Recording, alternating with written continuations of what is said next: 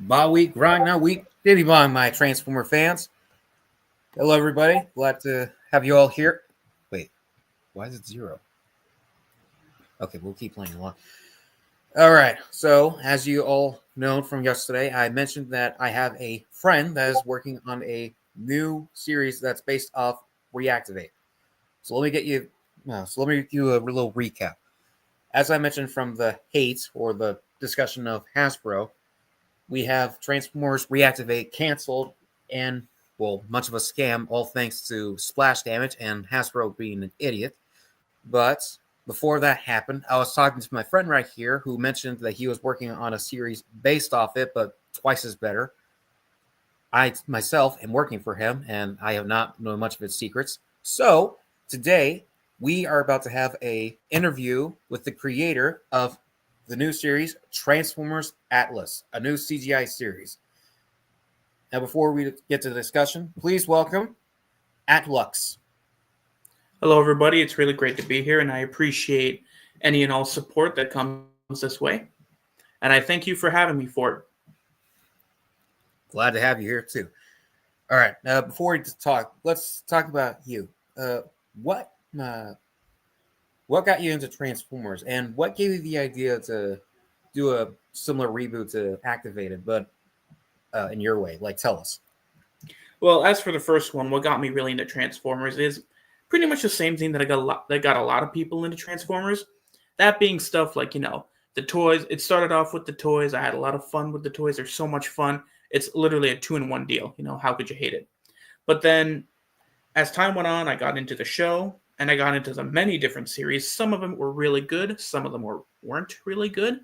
And in general, I just gained an overall love for these giant mechanical behemoths that seem to just love to shoot each other.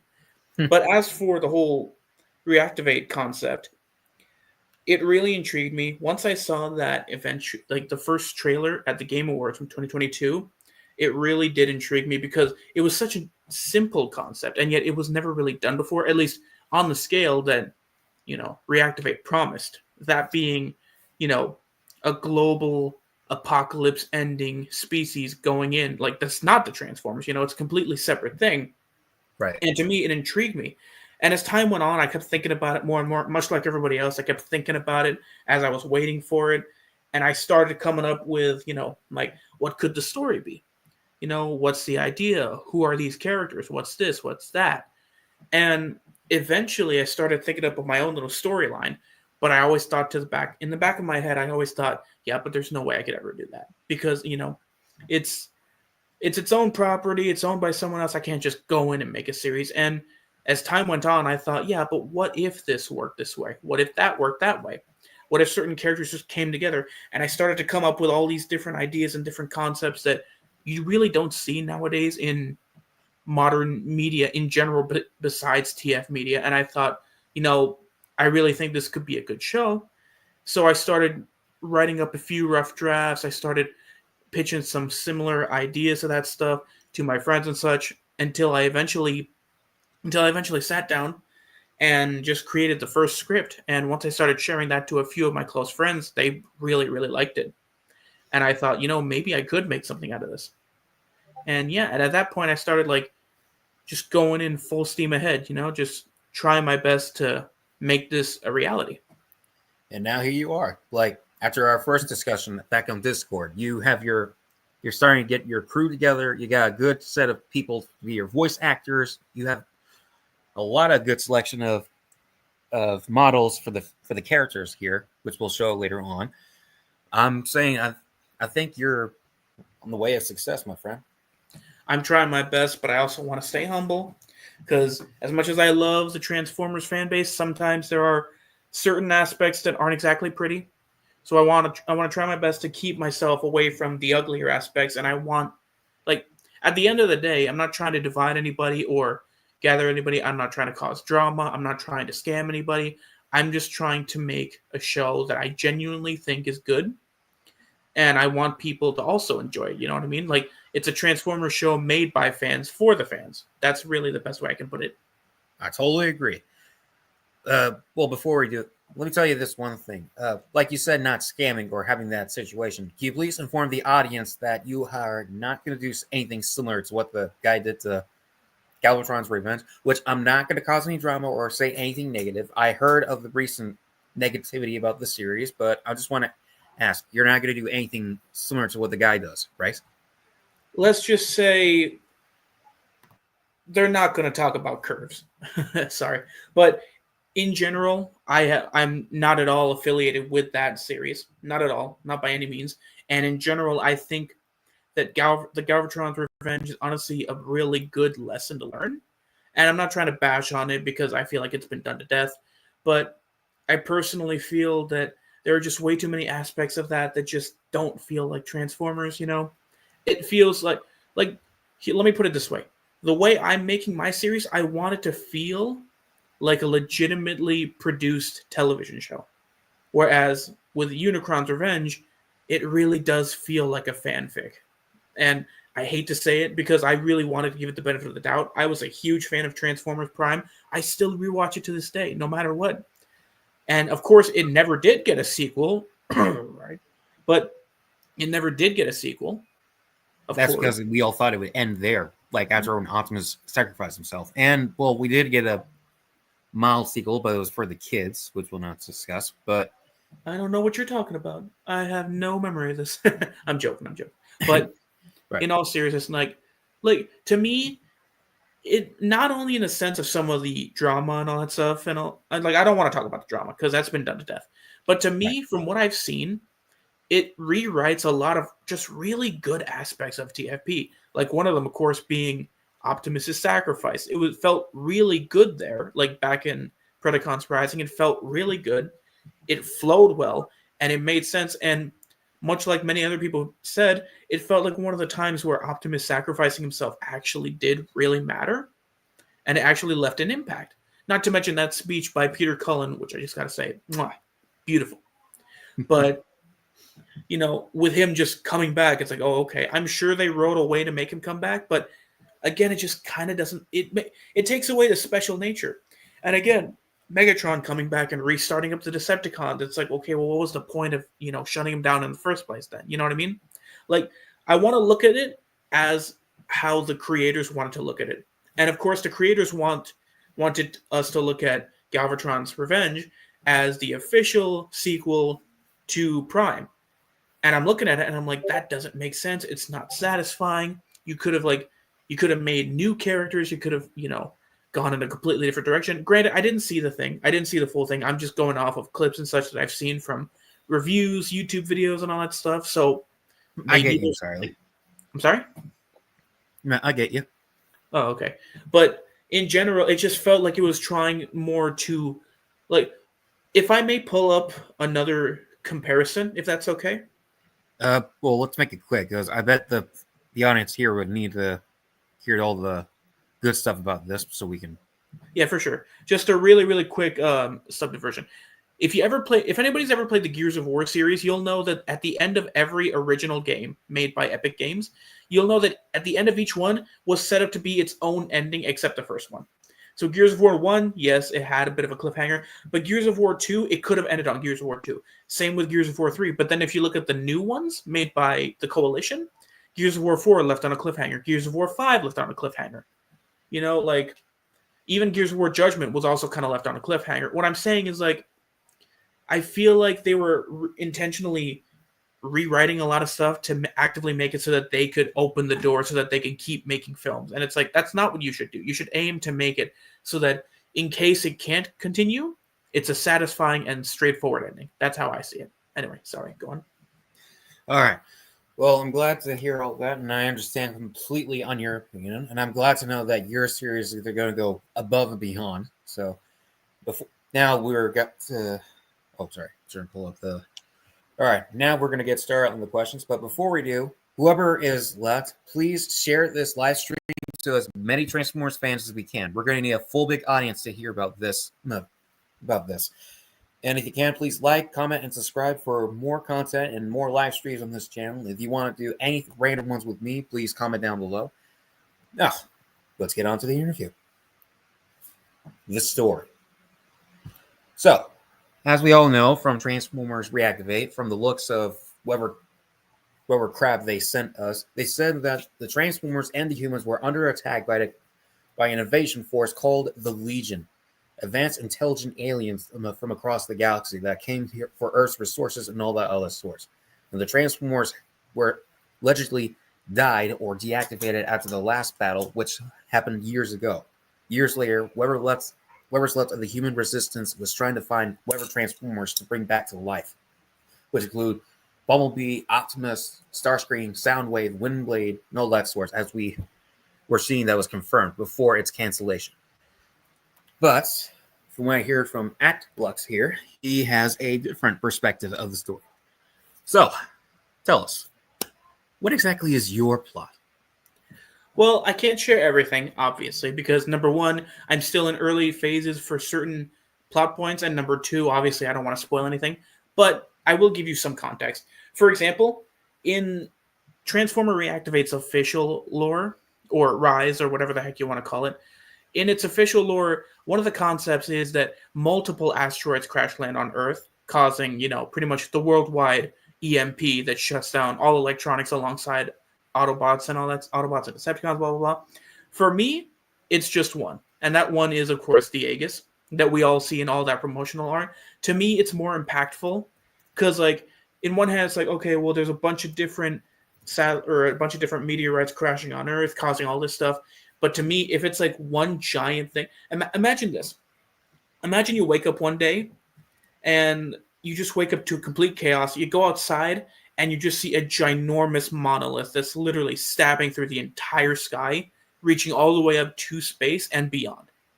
To me, it's more threatening and more desperate if you look at just a giant obelisk instead of seeing like, oh, well, there's one over there, there's one over there. And it's kind of like a thing where if you're on a boat and you're on your way to, in the case of the show, it's in New York, that's the initial invasion. If you're on your way to New York, you just start to see it before you're even close to New York. Like, that thing's going to be a towering monster, just staring over all of North America. And I wouldn't say, it'll be slightly visible from certain areas of Central America, such as, like, maybe Mexico or something like that.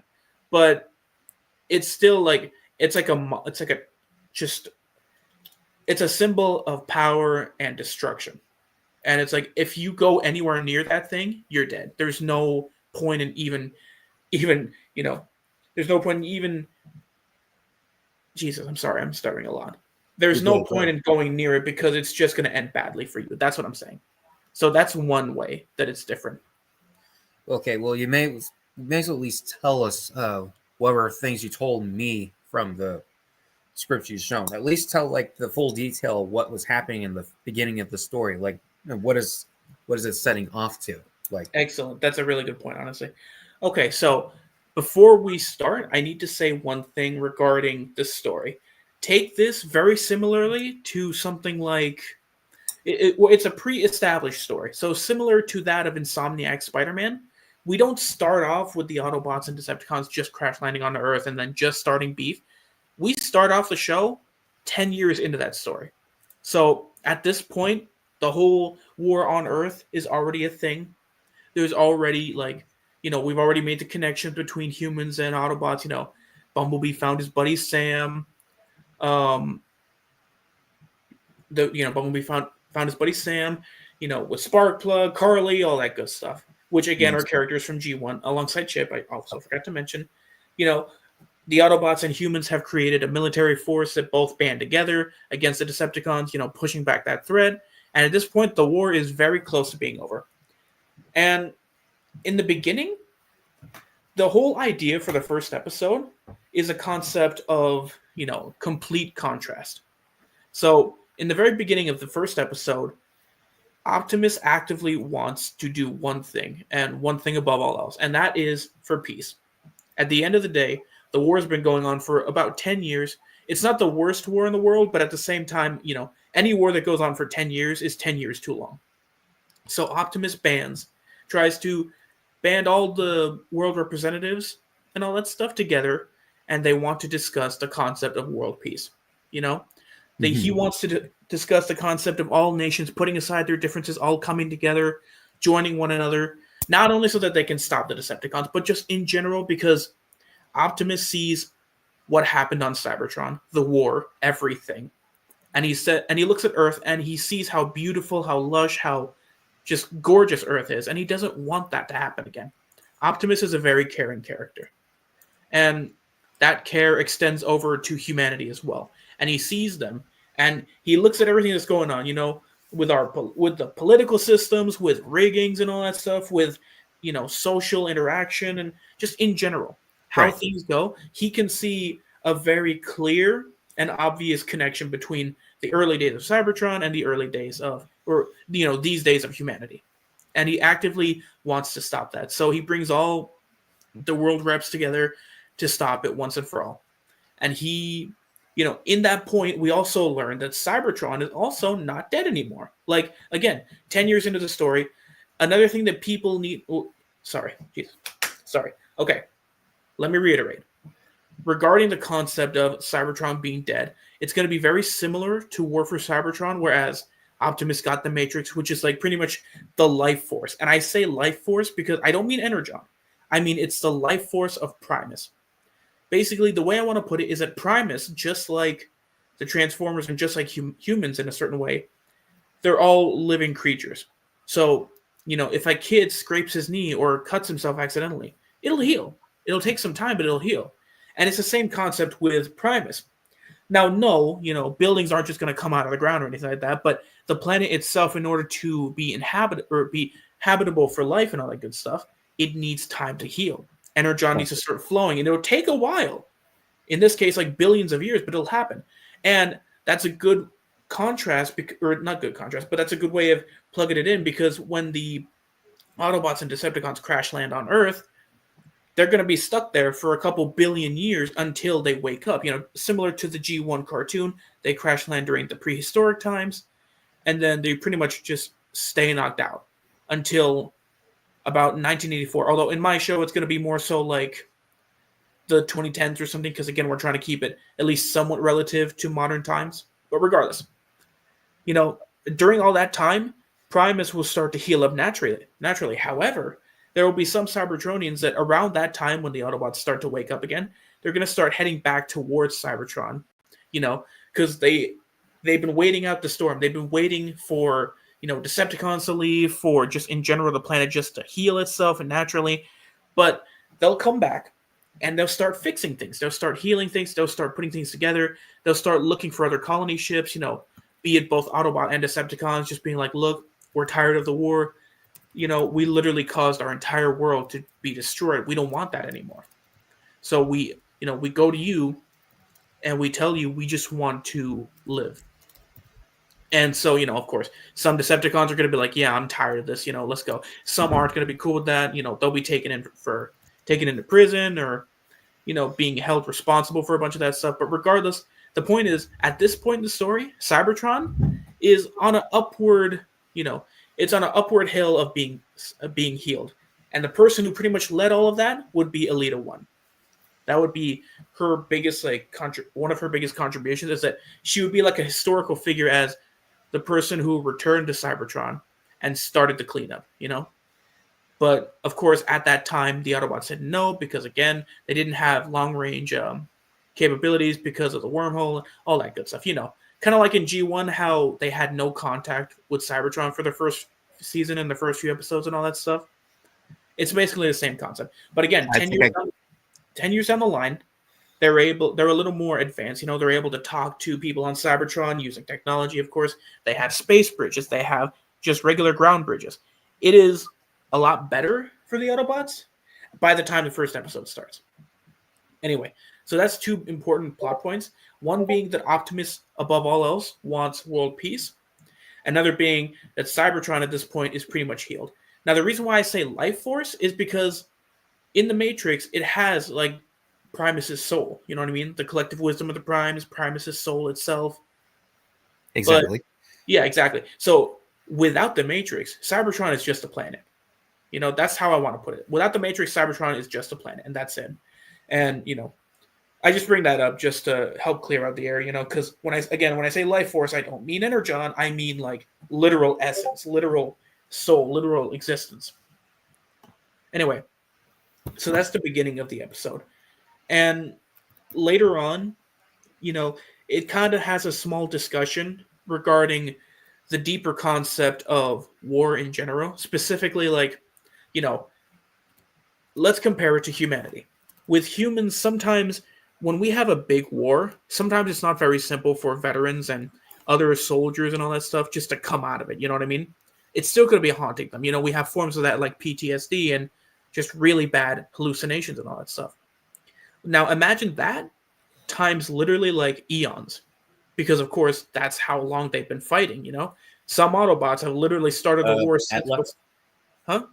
I'm sorry to interrupt, but no offense, this is probably getting us. How do I say?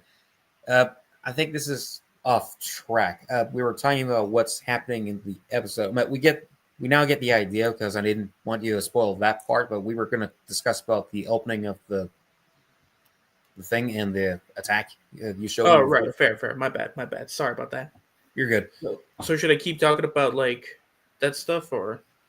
Well, yeah. Well, let's get back to the part with Optimus finally making the world peace kind of thing, but then the event. Okay, so basically they're setting up celebration. Optimus is in deep contemplation, all that stuff. Sorry, I get a little sidetracked. But basically, deep contemplation. Eventually, the skies turn red, red lightning bolts everywhere, and the Aegis, aka the meteorite, crashes down. And at that point, it's a complete overrunning from the creatures that we would know as Legion. But we don't know, but believe it or not, in my story, the Legion are just kind of like an animalistic force. They're not sorry. They're not like, they don't have their own agenda. They're just kind of an animalistic force. Instead, there's somebody or something or someone specifically leading them.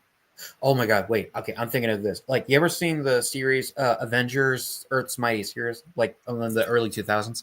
I've seen a bit of that, but I haven't seen a lot. Okay, you mentioning that, it reminds me of the attack in the space shell in Dimension X. I forgot what it was called. That thing kind of reminds me of those creatures led by Annihilus. That guy who rules that dimension. Whenever he has that power, he makes his. Well, right. I'll say like his thing is the Legion attacking. Right. All that, but yeah, sorry. Go ahead. No, you're good. But basically, the creatures attack, and it's not a fact that they launch an EMP, because there is no EMP launched. Why?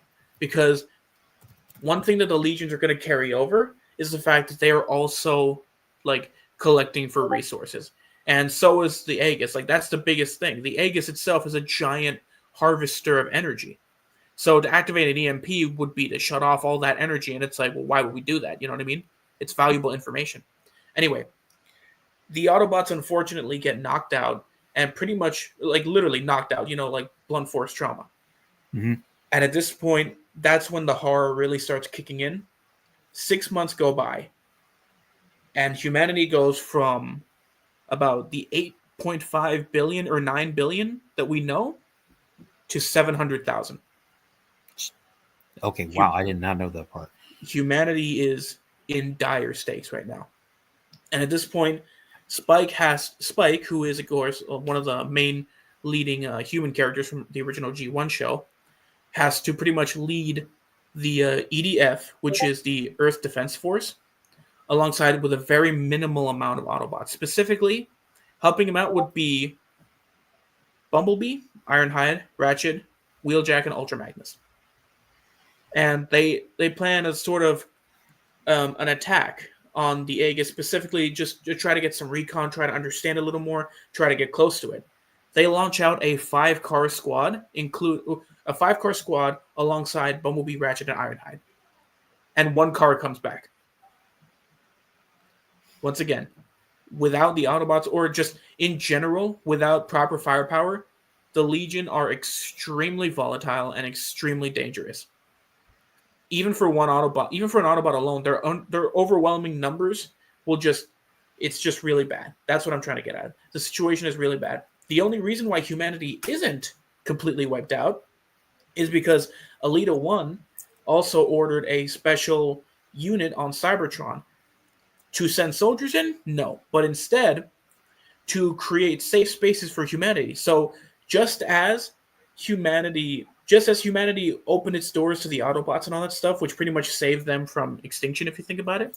They But opened their doors for them. exactly. So it's a good little full circle moment, So she's actively overseeing the safety of humanity.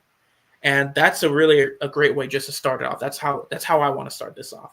Without going into too much detail regarding the rest of it, but that's how I start this off. And you said 700, almost or over 700,000 humans are left over. About 30% of them is the military force on Earth. So it's actually less on Cybertron. Wait, how many are on Cybertron? Well, the majority. Well, I'm saying 30% of humanity out of the 700,000 is on Earth for the military stuff, but the rest of it is on Cybertron. Okay, because I thought you said like, oh my god, 700 people were like left over. I was like, is that what's left of the human population? It's like Yes. the Autobots and humans went through extinction. But when you said that basically explains everything. Like, I'm sorry, I kind of got in shock when you said like that many people. No, you're good. But that's what I want to do. Like, that's the thing, is that we really don't have much shock value in Transformers. And I'm not saying that shock value is a very good thing. Like, it can be good or bad. It really depends on how you put it. But the way I'm trying to show it is that it shows a sense of desperation. Because with Transformers, even with some of the more adult stuff, which there is very little of it, even with some of the more adult stuff, there's always like a sort of sense of safety. Like, okay, you get it. You know what I mean? You understand what's going on. But with my show, I kind of want to push that. Kind of like how Dark of the Moon really pushed the PG-13 rating, honestly. But obviously not in the same format. And when you said Ultra Magnus is with those few Autobots in Spike, I assume that after Optimus was gone, he took the role of commandant of the Autobots. Indeed, that's actually a very good point. Because within that initial battle, Optimus goes missing. And it kind of leaves the Autobots in disarray until, again, Ultra Magnus stepped in for the leader role. Now, but that being said, Optimus is still a very important character,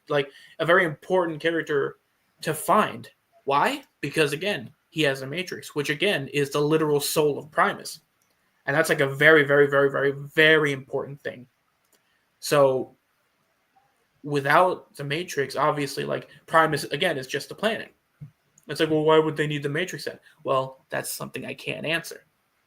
But in general, like they want to try to find Optimus Prime, or at the very least the Matrix, but there's absolutely no clues, no whereabouts, no nothing. He just went missing after the initial attack. That makes perfect sense. But to finish this part, I assume that Maxis is going to be like one of those obnoxious, overprotective, snappy kind of leader, huh? Well, let me put it this way: he follows the rule to the book. Optimus, he knows the rule book, but he also understands that not all situations and not all circumstances perfectly fit the rulebook. Whereas Ultra Magnus follows it to the letter, to the T. So authority, it doesn't matter whether they're scummy or looking out for themselves. If it's an order, Ultra Magnus will follow it. Yeah, sure. Like the Prime Magnus thing. This is where I go like, here we go again. Mm-hmm. But now that y'all understand the basic of the story, I believe that wraps up those questions. Now let's get on to the secondary section of the interview. The animation and its models. Indeed. So, tell me how you got the idea of making these models for your thing. Like, what kind of concept were you trying to go for? Similar to G1? Or are you having like a mixture of this with that all together to see if it makes a good combination, you know? Well, the thing with that is that it's always going to be tricky, obviously, because like when it comes to concept art, sometimes some people have some really cool ideas, some people have some really wild ideas. For me, like I want the story to kind of take full front and center stage, and that's actually the whole concept of models is actually something that I wanted to carry over from Reactivate in general, because from what I've seen, Reactivate models are perfect. It's a perfect blend of modernized detail, that being super hyper detailed, but also simple enough for people to just understand. Like to people to understand who is who. For example, I'm going to show something. Oh, Just so people could get a general idea. For example, you can tell instantly who this is.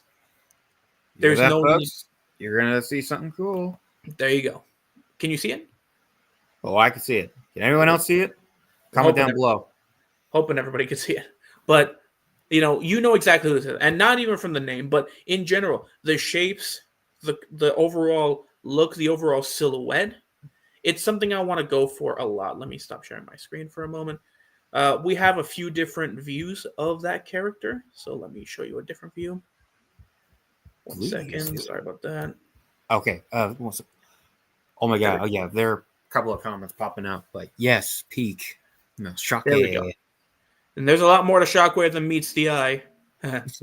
But in general, like we wanted to go for this sort of overall detail. It's like there's still a lot of detail and there's a lot to be admired in the render work and in the modeling work. Huge shout out to the animator, by the way. He's absolutely amazing in this stuff.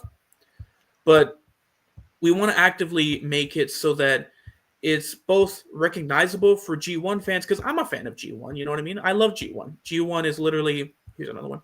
G1 is my baby, you know? I love G1, but we also want to modernize it for newer audiences who are more into stuff like, you know, the Michael Bay films, or just in general, a modern take on Transformers that we all know and love. If I can recall, you put in a video file of how he'll look like. Do you mind if I pop that up to show the audience? Absolutely. We can also show off some animation testing just to show people that we're really not messing around. We went. Well, I was going to say something, but that's kind of cringe. But yeah, we really did push ourselves drastically to make sure that we have the best fan animation. And not to toot my own horn, but I think we do have some of the best. But please, show. Folks, prepare to have your minds blown. Check this out.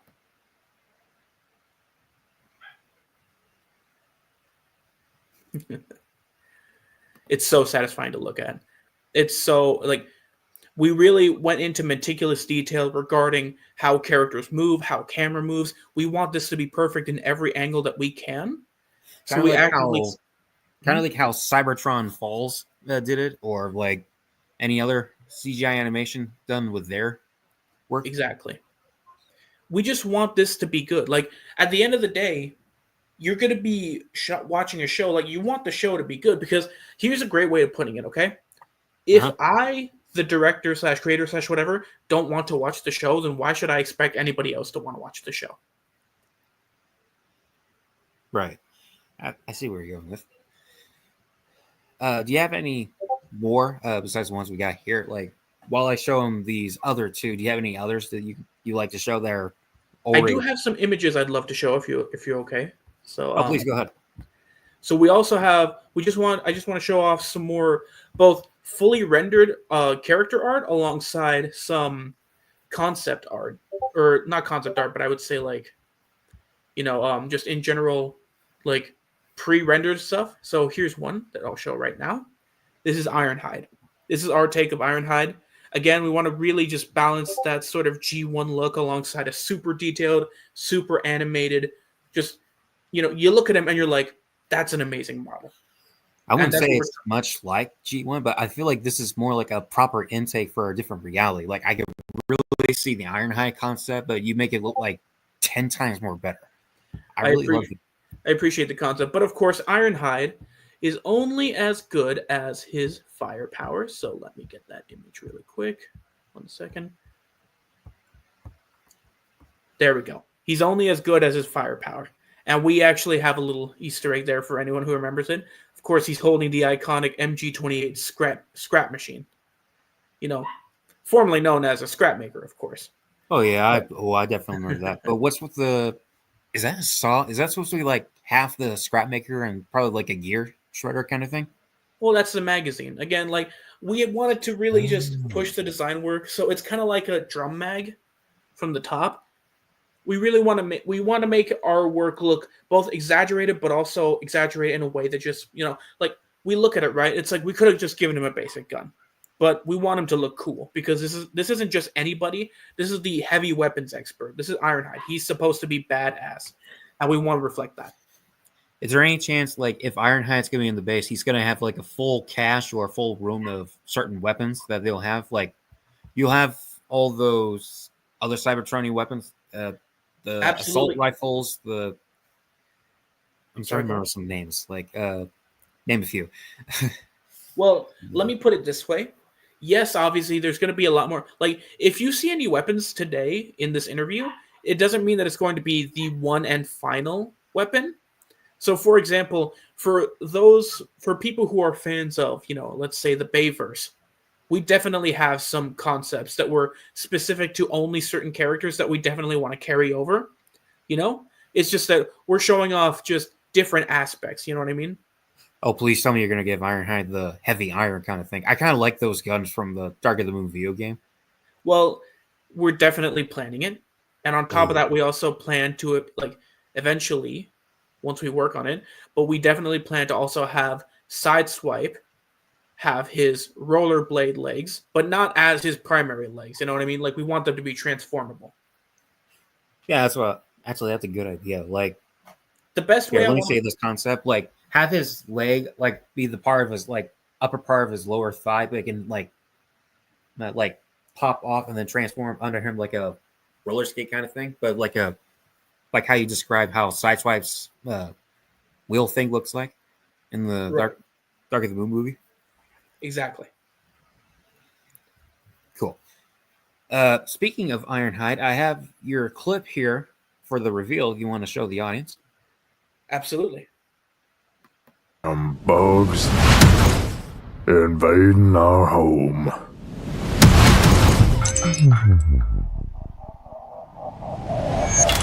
I got just what the doctor ordered. A big can of whoop ass.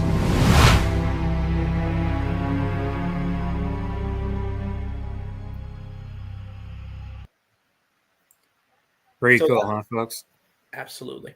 So that's one thing I actually wanted to let people know is that we're going to be having a lot more, like, as we develop the series more and more, we're going to have more videos specifically revealing each character in that certain manner. So Ironhide, like, this is just an example for Ironhide's character in particular, but we're going to have one for Optimus, Bumblebee, like, as many characters as we can. We may prioritize actual production of the show ahead of these character intros, but if possible, like if lucky and if possible, we'd like to have one for every single character in the show or every single transformer. I don't know if anybody wants to see a human perspective like that, but we'll see. It depends on the feedback. Or if you want, you could do like a double kind of thing. Like if you're gonna have Sunstreaker with Sideswipe, then probably have one video for the two characters, like occasional times. You know? That's an excellent idea. That's a really great idea. Wait. Oh, let me show you this. OMG Fantastic Ironhide trailer. Yeah, the hell it was. Thank you very much, TK Productions. I appreciate And one says, beautiful. it. Benjamin Lumpkin, which I'm just going to say now, maybe a slight spoiler, but Benjamin will be voicing our Optimus Prime. And I have to say, if you have not, please go check out his videos of him doing his Optimus impressions. They are fantastic. Speaking of, we'll discuss about voices in a minute. Here's another concept you wanted to show. This one is Ratchet, his transformation. We wanted to show specifically the how deep we're going regarding the transformations because, again, not saying it's the worst all the time, but sometimes with fan animations they seem kind of clunky and a little rough. And again, I understand the limitations and all that stuff. Truly, I do. It's just that for here, we really want to go all in and we want to really show people that, we're not just like if we take a while on something, if it takes us some time, just know it's because we want it to be perfect. We want it to look as good as it possibly can. And this clip is actually slightly outdated because if you look at Ratchet's eyes, they're like flat line, they're like flat LED colors. We're actually updating that so that every transformer has a set of pupils rather than just like the flat screen LED eyes that they used to have in G1. Yeah, I can see that. Yeah, so like Ironhide is more up to date than this one, unfortunately. But even then, this one is still fantastic. But In that fact, shows your proper concept of your transformation. Like you did that, it kind of reminds me of Ironhide's intro in Revenge of the Fallen. Like they show I know the videos the movies need work, but they really show like a proper balance of the transformation. It's like not all sped up or crappy or anything. It just really brings the like a perfect balance in the transformation, you know? Exactly. And actually something I can show really quick if you don't mind, just to kind of give this concept sell this concept a little more. We got more clips. Well, not exactly clips, but definitely some screenshots. So for example, let me share this one. This is a screenshot of a pre-rendered picture of Shockwave's gun arm, and it shows the kind of detail that we actively want to go to, because there was a lot of work put into this. There's a lot of work put into every single model and character. This is just one example. Let me see if I can get the other one, because the image was kind of buggy. 1 second. There we go. This is another good image. It shows all the detail we're going into. Like specifically, we really just want our best to show that we're actively putting in every tiny bit of work that we can to make this look as good as possible. Because again, the way I see this, I want to perceive this as if it was a fully produced television show. Something that would go on the air, which I know it won't, but I'm just saying. Okay. Another example. Oh, sorry. Do you mind if I show one more clip? Or should I save it? Go for one more. If it's a different character, or if it's... It is. So this one is actually something. So if anybody has seen the teaser trailer we've had, they would know that the Optimus Prime from that teaser trailer looks very similar or almost identical to Transformers Reactivate's Prime. Well, as time went on, we wanted to really go back and just update everything to make it look better. And this is the only shot, unfortunately. And yeah, he doesn't have a head. He took the whole "give me your face" thing a little too seriously. But in all seriousness, heads up. The model is still in the works. Yeah, absolutely. We're still in work. We still need to add in the Autobot symbol and, of course, the head, obviously. But what I'm trying to show is that if you compare this to the Reactivate model that we had, you'll see that there's some major differences. For example, the whole abs section is a lot more detailed. So are the legs. Just everything in general is a lot more detailed. And even then, everything I'm showing you, they're all from Discord, from my animator sending it over. So if they seem slightly low res, it's just because of the decompression and all that stuff. But in general, we're actively trying to go back into everything and updated. Thank you, I saw that. But update everything to make it as highly detailed as possible. Because when you see our characters, you want to feel that satisfaction. You don't just want to see, oh look, there's Optimus Prime, but he's janky. You want to see Optimus Prime. You want to see his movements. You want to see everything. You want him to look good. You want that sense of scale, a tiny little human looking up at this like 2-story robot. You know what I mean? Yeah, that's the name of our thank you, Ben. That's the name of our YouTube channel specifically. Fortress, I may send you the link. Maybe you can put that in the chat or something. If that's of course. Okay. Actually, if you could try to find the... Oh, yeah. Actually, we can do that. Share me the link through Discord, and then I'll type it in. Yeah, for sure. But anyway, yeah, go on. Right. Now, we get on to the great part. When you mentioned about voices, the cast, and characters. Now, as we all know, there were certain characters that were given for the game, which we all know was a small amount. Well, basically more of us than the cons. From the original Reactivate, we had Optimus B, Windblade, Hot Rod, Sunstreaker, Powerglide, Ratchet, and Ironhide. And for the Decepticons, we only have, Megs, Screamer, Shockwave, Soundwave, Slipstream, and Knockout. Sorry, I'm a Knockout fan. What cast do you have planned? I know you mentioned Magnus, Ratchet, B, Ironhide, Sideswipe, and Wheeljack are going to be in the series. Well, I will admit, a lot of characters are kind of there just to be like, oh, look, there's a character. Because again, I kind of wanted to copy that, G1 trend of being like, you can see how many characters you can spot. So not all of them have a very important presence, but at the same time, I still want to include as many as I can without seeming like overbearing. That being said, sorry, go on. Like either if it's a primary or a secondary, then yeah, I can definitely occur to that. I say show off the primaries. Like if there are any important characters that are going to be in there more than others, then I'd say do that first before you show off the secondaries that are going to be there half the time. Yeah, I'll start with that. So as for primaries, we have characters such as Optimus Prime, Hot Rod, Ironhide, Ultra Magnus, Cup, Ratchet, Wheeljack, Windblade, and Bumblebee. Oh, also Alita 1 and Jetfire as well, and also Grimlock.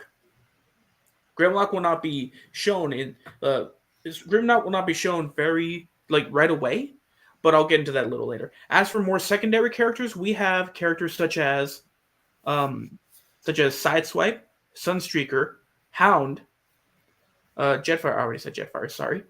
Yeah. And unfortunately, a character that is slept on so much in modern media, Jazz. Okay, I would love to have. Okay, yeah, Jazz really needs to get back into the screen thing. Any chance you want to bring Powerglide in this too, or no? I believe Jetfire would fit perfectly with as Powerglide's substitute. I love Powerglide as well, but at the same time, I'm trying to think about how much of a I had to weigh out my options, and honestly, I do personally believe that Jazz would be. Powerglide would be a better. Jesus, sorry, I'm about to sneeze. But I believe that I believe that Jetfire would be a better flying character Autobot than Powerglide. And yes, I understand that it would be nice to have some appreciation for him. Trust me, I appreciate him a lot. I just think out of the two, then yes, I do believe Jetfire would be better. And yes, Jazz, I'm definitely going to make sure Jazz gets his love because my God, he is so slept on. And it's actually kind of criminal. Oh my gosh, he's the voice. Oh, there we go. 1028 Pixel. There we go. Voice of Ironhide. Everybody give a round of applause. Go check his stuff out. He also does voice acting and such. Really, really great at that. Okay. Hey, we got another reveal. Oh. Hey, there we go. You know what? Everybody just go check out everybody in the chat because they're all great. They're all amazing. All of y'all guys are amazing. And that's why I'm doing this. Honestly, obviously I want to show the world what I got, but also it's the fact that Transformers fans have been so starved, And yes, we had Transformers 1 and that was absolutely amazing and I love that film to death.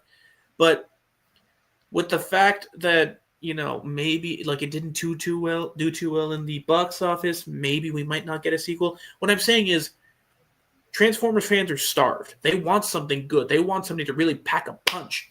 And there have been certain pieces of media that promised that, but didn't exactly deliver. Such as, well, no, I'm not going to go into details, obviously. But regardless, it's just, yeah. I just want to give the community something that it deserves, which is an actively good show. Oh, Joe Zilla. Oh, there you go. Everybody's an actor in this. And this guy? Oh, yeah, that too. Yeah, there you go. Duh, I'm done. Sorry. Oh, hey. Someone asked something about Patreon. Oh, you know what? I could have asked you about that. Patreon.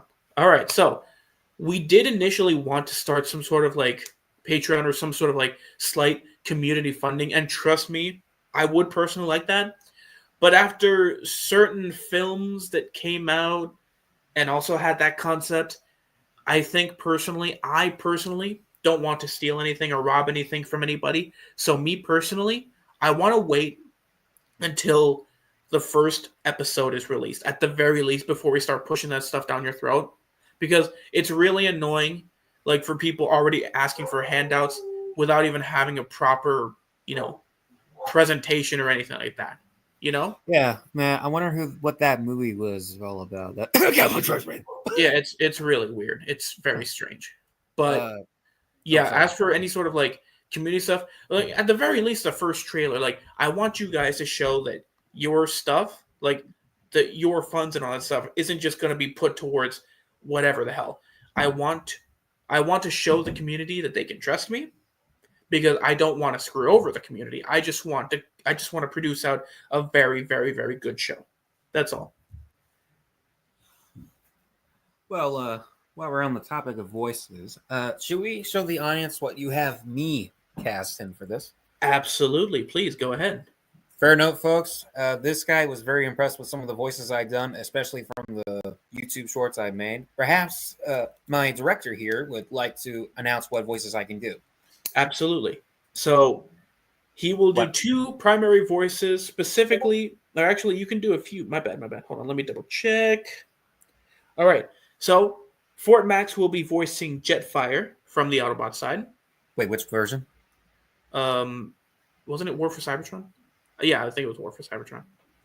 Do that. Oh, okay, War for Cybertron. We'll try to remember. Not well done, Optimus. Area and I will have control of the skies now. Good luck, Optimus. With Zeta Prime gone, we all look up to you now. Perfect. Absolutely beautiful. But there's more because this guy is very talented. He's also voicing Megatron from the Decepticons. And you said it was the last night version, right? Oh, TFP. Oh, Transformers Prime. I did not seek out the blood of Unicron, but to simply keep my spark aflame, but to rule undead armies and conquer worlds. And to accomplish that, I need more than this mere sliver that lies within me. And as the chat keeps asking, Fort Max will also be voicing Starscream, which I have to say I'm the most impressed by because he's able to pull off the best Starscream, which was the Starscream from Transformers Prime or any Starscream voiced specifically by Stephen Blum. I have been a fool, made mistakes, monumental ones. I finally come to realize I was never destined to be a leader, or an equal partner for that matter. Thus I began to have a clear understanding of my rightful place in this universe, of who I am, who I always meant to be. Starscream, second in command, humble servant to Lord Megatron. Like that? Perfect. Let's all get a round of applause for Fort Max, people. Oh, come Absolutely. on, please. Oh, thank you. Thanks for the claps. Thank you, all people with such wonderful taste. Literally. Okay, calm down. Who else I'm doing again? That seems to be it for now, anyway. I thought I auditioned for like Magnus and Ratchet too. Yeah, I know, but I'm still waiting on a cube for that. Okay, then we'll discuss that another time. But yeah, so y'all hear it from here. I'm Jetfire, Megatron, and Starscream. Oh, jeez, I got a round of applause right now. Jesus Christ. Yeah. Woo! Thank you. You're too kind. Excellent. Well, I do deserve it. Thank you. Okay. But right. Oh, I forgot to mention when you said Windblade and Lita 1 are in this. Do you actually found good female voice actresses? Absolutely. They're not. Some of them aren't exactly. It's not the first time, or some of it would be their first time voice acting. But the way that I try to go about it is that I try to go about finding people who can, maintain that as their natural voice. And from what I've seen and what I've heard, they are very good. Like they are good. Believe me, one thing I want to make clear is that regarding voice acting, I want people to sound spot on. So, we still got a bunch of open spots, but in general, I want people to sound as good as they can be, So, example, for you with Starscream, you do a very good Starscream. So, I want you to be Starscream. Well, I'll tell you what. If you try and look for more voices, and I think this is a good time to mention this. If anyone here is willing to try to voice act, who has a good experience of voice acting, please comment down below the live stream and say you want a part into the series. You can write down your name or your Discord server name so I can add you in, and then I'll share you the invite to his Discord server, Transformer Atlas. Is that good, folks? Good. Silence says everything. If we have a live audience, a little bit more amazing. As for the humans, you said, okay, so we're having the G1 concept kind of thing, like Spike, Sparkplug, Chip, Carly. Well, Sparkplug isn't actually going to be a part of this show. I just mentioned him as a reference to the story. But as for humans, we do have regarding main characters, we specifically have 4. three that are from reoccurring Transformers media, Ooh. and two of which are brand new. Like they're original for Atlas. So those characters, of course, is Spike Witwicky. Another character that will be joining the ranks regarding human characters is Chip. If you guys don't remember Chip, he was Spike's friend specifically in the wheelchair during G1. And then we also, as our last, character from past media, we have drum. Let me do a drum roll for you. Drum roll, please. Okay, that's not good. Okay, never mind. That's gonna hurt. Oh, the final character from prior media is known as Sergeant Fowler. You're bringing over one of the best, if not the best, human character into this show, and we want him to be just as exaggerated and just as patriotic as he was from Transformers Prime. You reach Special Agent William Fowler. I'm currently on an intensive training retreat, and I'm available until Tuesday. Something like that. Sweet land of liberty. Well, I'll be a bald eagle.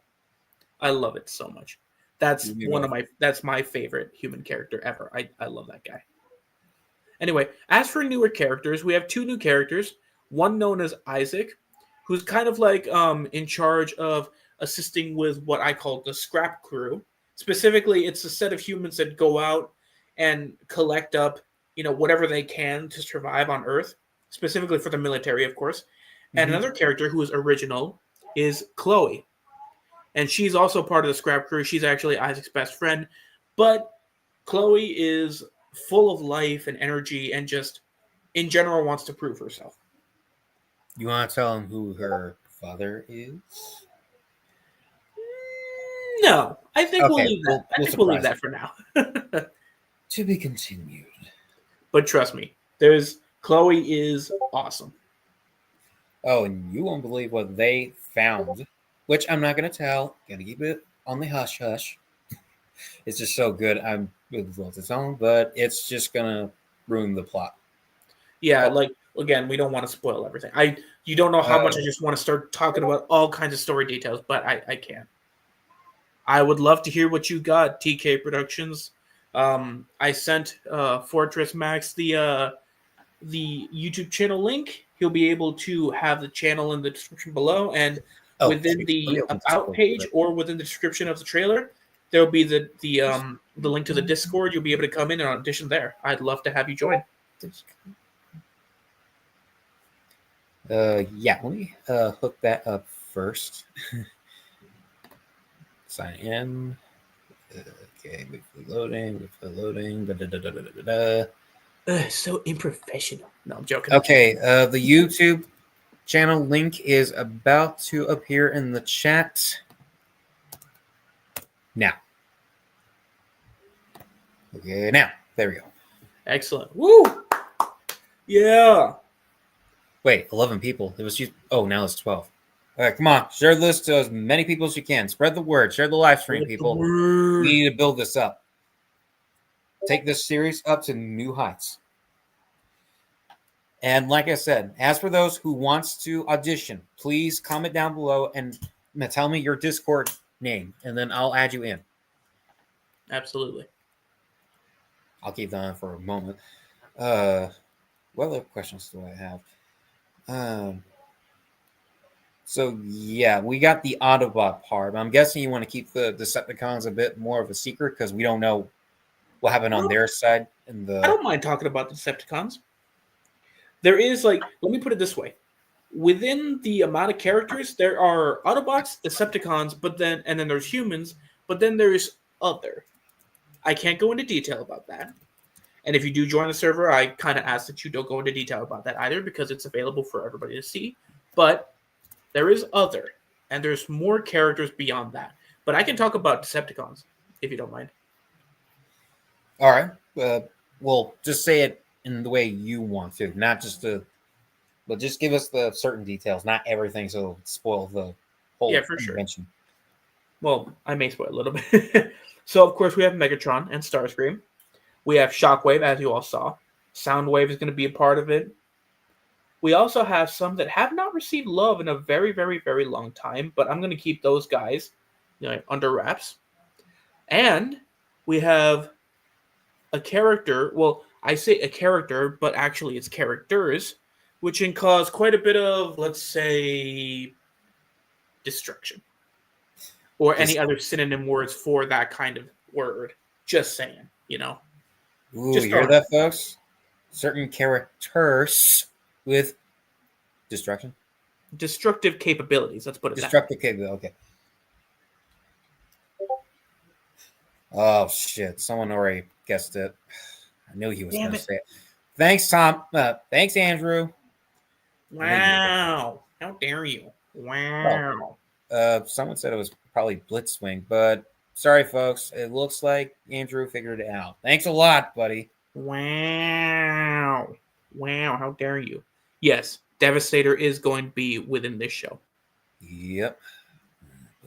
And they're going to, another thing I wanted to kind of go into, if you don't mind, just really quick, is just different concepts for what would be considered like normal average. No, you're good, Andrew. I'm just messing with you.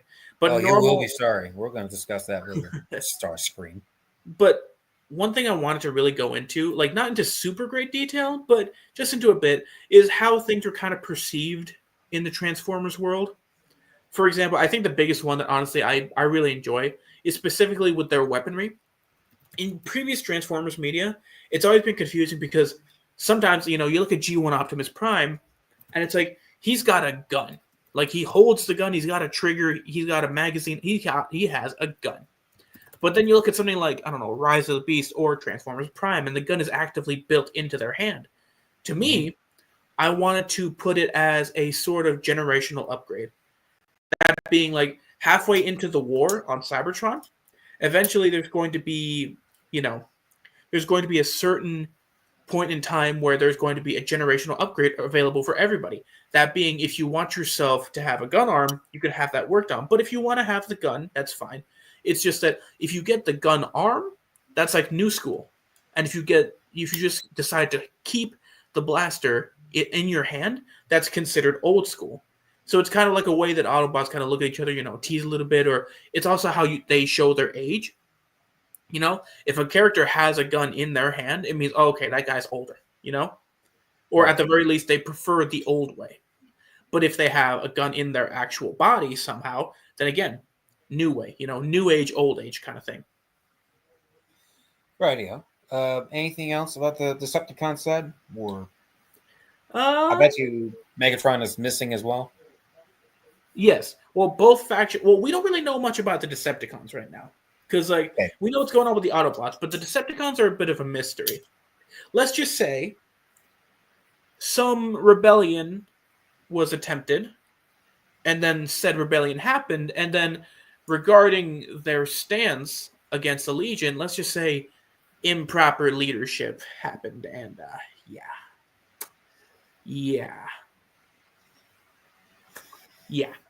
All right, then. Well, I guess that's all for the character side. So I know Benjamin and myself are in the thing. And no, forgot. Let me check. Okay, so Jozilla, Samuel Style, and I forgot the other guy's name. He was the Bumblebee. Okay, so we only know those. Is there any familiar voice actors on the YouTube we know that are probably joining in too, like Lord Mega Andy or? Oh yeah, there are a few. I'm not going to go into detail. There are a few. It's super exciting because I don't want to go into too much detail because obviously again I'm kind of really bad with keeping secrets sometimes. So just the fact I'm holding in as many as I can just really irritates me because I just want to splurt out all the ideas I have. But if I do, then there's no point in making a show. Good point. Which is why I'm going to tell you folks, if you really want to see more and what happens, please follow this guy's. Oh shit! Hang on, forgot to. I'll try it again.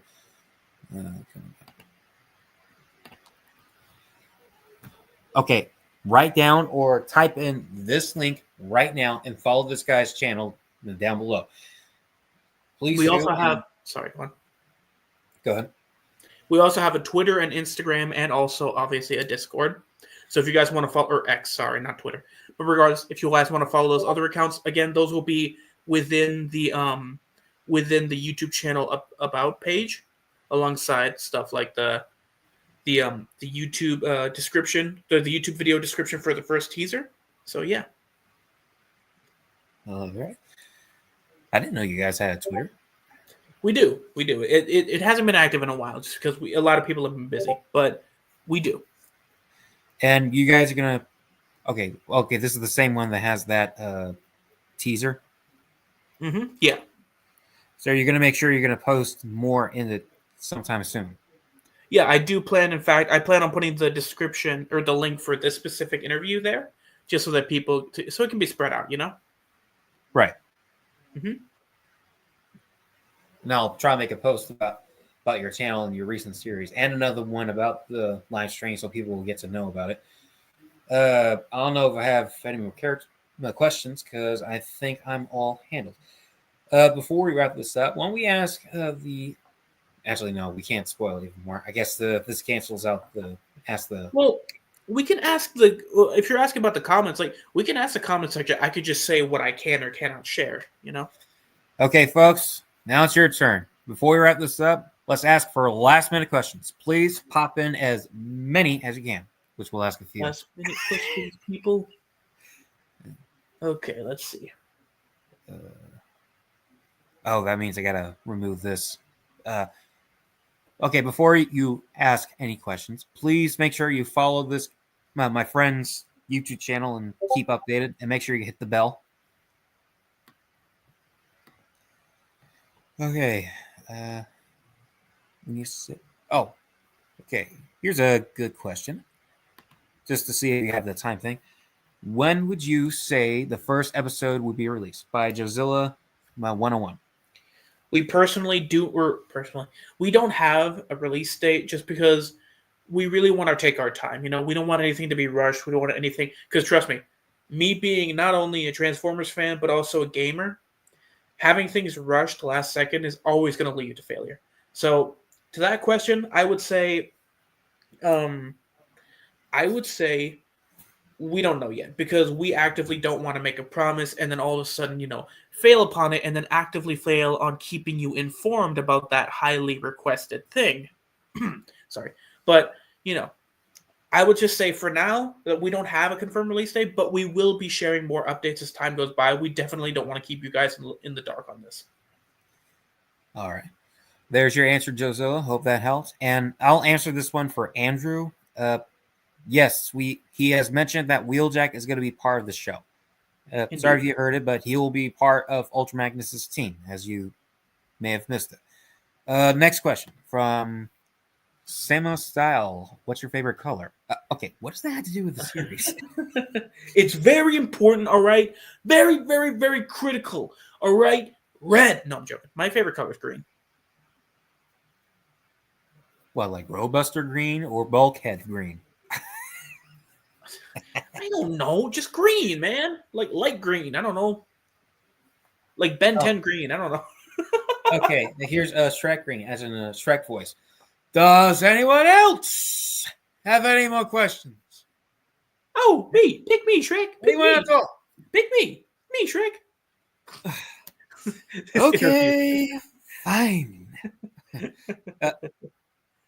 Okay. I see a question. Oh, yes, absolutely. That's another thing. We want as much of this project to be original as humanly possible.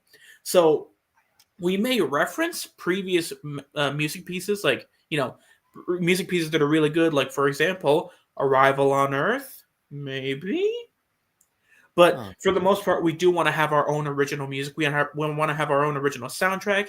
If we can, we're going to do everything in our power to ensure that. We want the originality factor of this show to be massive. Well, I remember talking to Cooler Wright and TFI Creations before, because I voiced them for them. They had I think they know a couple of guys that do their original music. If I get in contact with them, I'll help you with that part. I would love that so much. Really, that would be appreciated. Who will be, okay, I just mentioned I'll find the guy for him. Nothing yet, Ben. We don't know. We don't know, Ben. We don't know just yet. Okay. Let me go pull it up. 6. No, I'm joking. No, I'm joking. What's your mother's phone number, huh? You tell me that, and I'll tell you mine. All right, we're done rolling. Okay. Okay. Here, one more question. Favorite Transformers show? Oh, you That got would have to that's be. That would have to be Transformers Prime, and it's kind of rough because I also grew up with Beast Wars, and I love Beast Wars, and I also love the jankiness of G1. But honestly, if I have to talk about a show that I personally rewatch, whether I'm wanting a Transformers marathon or even if I just want something in general, I honestly would say Transformers Prime because it's fun to watch for everybody. It's mature. It can be dark as hell while it's also being charming enough for kids to enjoy. Well, even then, no, I don't think it's. The thing is, I wouldn't even consider it a kid show, honestly, because there's actually a lot of gruesome moments. But again, like you wouldn't really count them as gruesome because it's like, oh, well, it's a robot being hurt instead of a guy. But the thing is, if you put the perspective of a human, of a robot being tortured as a human being tortured, then yeah, like it's pretty gruesome. So I would say Yeah. Transformers Prime. It's very mature for what it is, but it's also charming. It's one of the only Transformers shows that has Peter Cullen as Optimus Prime. Because if you think about it, besides Robots in Disguise, or even what was it, Rescue Bots or something? I think really the only other show that Peter Cullen was Optimus was in G1.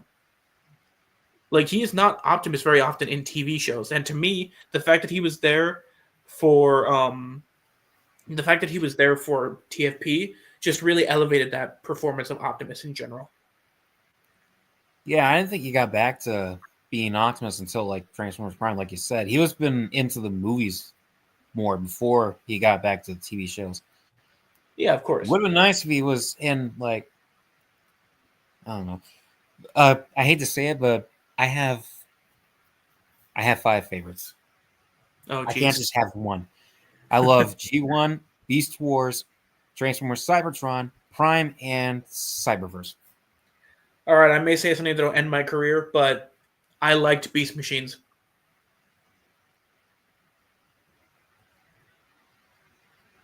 Moving on. Okay. Wait. Okay, now for the $1 million question, which will end this interview. What is your favorite dinosaur? Serious question. How is that a serious question? This is about a Transformers interview. An interview about the series. And now you're talking about dinosaurs? Well, what? You're going to say your favorite dinosaur is Grimlock? Like he's a... Oh, my God. Let's just say I like the T-Rexes, especially the ones with the miniguns on their backs. There. I answered that question. How about technology was never invented in the prehistoric times? Funny.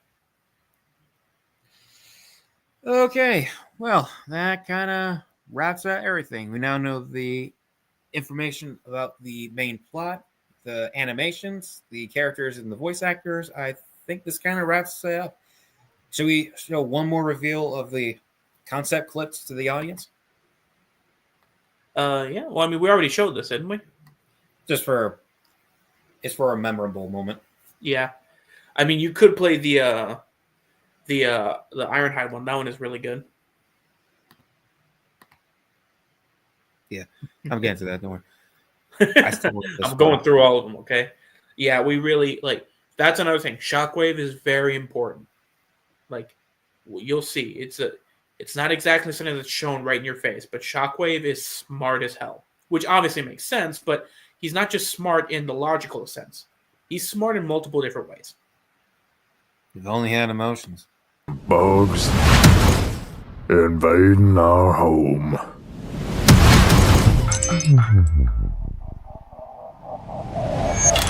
I got just what the doctor ordered. A big can of whoop ass. we really made sure that was perfect. Much like Pacific Rim, which if you haven't seen that movie, go watch it. It's an amazing film. Anyway, much like that film, we really want to try our best to have as minimal clipping as humanly possible. Right. Like that's just a huge important factor for us. We do not want clipping. Anyway. Yes, this wraps it all up, folks. Now you hear it from here. Atlux is now making his new CGI series, Transformers Atlas, coming to YouTube channel near you. Whoa. The YouTube channel, Atlux Studios. It was an expression. Yeah. All right. Well, shout out to this guy. Big round of applause for him. Please, everyone, give him a applause emojis real quick so we can pop it up on the screen. Thank you so much for having me around, Fortress Max. I really enjoyed sharing this, and I'd love to share this to as many people as humanly possible. And I'd love them to see what we're cooking, because we really are trying our best to cook as good as we really want to make the best Transformers show ever. Honestly, like that's what we're trying to do. Or not Transformers show, Transformers fan show. You know what I mean? Oh, I know.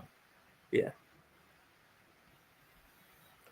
All right, folks. And as for me, I will be working on my series too, but I will be helping him on his end as best I can. If you want any updates on my series or his, please comment down below. Or if you want to have another live stream interview with anybody, comment down below who you want me to talk to, and give this video at least 50 likes to confirm the next one. So, yeah, so please like, subscribe, comment, all that other stuff.